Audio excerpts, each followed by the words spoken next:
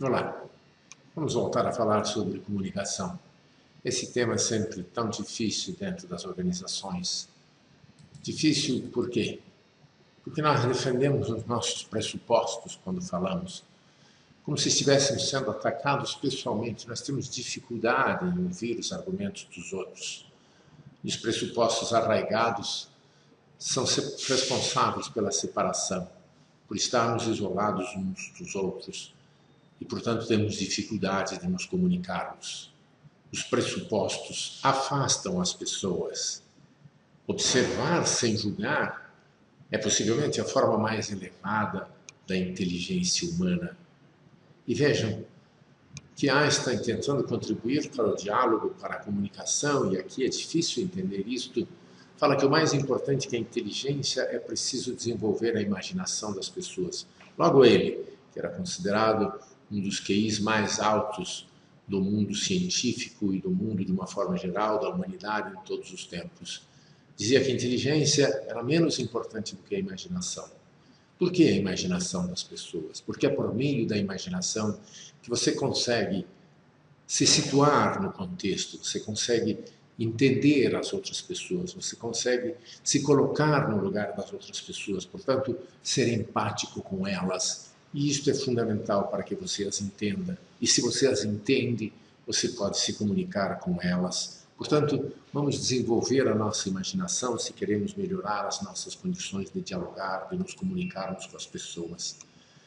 Os preconceitos, os pressupostos, não se abrem à verificação, aos exames, são frágeis e defendem-se por meios violentos. Concepções fechadas sempre procuram se impor pela força, pela persuasão, pelo convencimento, e não se estabelecer a partir da coerência, da reflexão, do compartilhamento, da flexibilidade. Perigosos são os preconceitos, perigosos são os pressupostos que nos afastam das pessoas, nos afastam uns dos outros. Vejam esta fala de Fernando Pessoa, em que ele consegue, com poucas palavras, dizer claramente aquilo com o qual nós nos encontramos muitas vezes quando nos deparamos com as dificuldades de comunicarmos.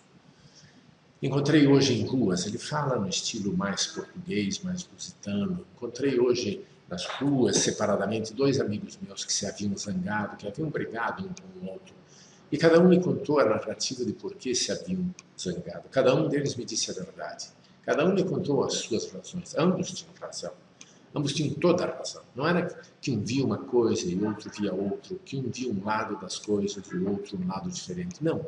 Cada um via as coisas exatamente como se haviam passado. Cada um via as coisas com um critério idêntico ao do outro, mas cada um via uma coisa diferente e cada um, portanto, tinha razão. E eu, diz Fernando Pessoa, fiquei confuso dessa dupla existência da verdade. Este é um entendimento fundamental para o diálogo, para a conversa, para a comunicação, porque nós às vezes achamos que só existe uma verdade, geralmente, de preferência, a nossa verdade, quando na verdade existem muitas verdades, muitas coisas são possíveis. Se só existe uma verdade, possivelmente ela não é a certa.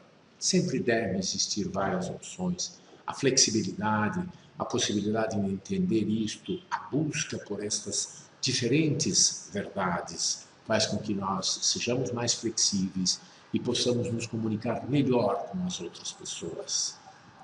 Voltaremos a esse tema da comunicação no próximo vídeo. Obrigado e até lá.